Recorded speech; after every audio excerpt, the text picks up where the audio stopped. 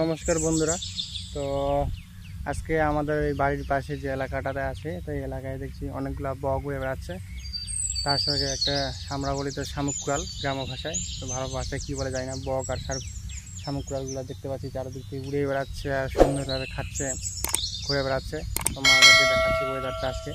তো আমি তার যে সুন্দর যে পাখির যে প্রতিভাটা, সেটা তোমাদের সামনে দেখাচ্ছি আর শেয়ার করছি।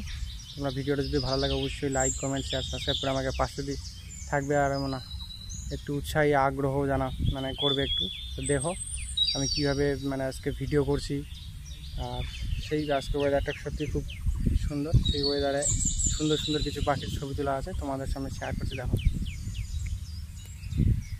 এই যে দেখতে পাচ্ছ আজকে পুরো ওয়েদারটা কেমন লাগছে। ওয়েদারটার দেখো, এই যে তোমাদেরকে পাখিগুলো জুম করে দেওয়া আছে, দেখো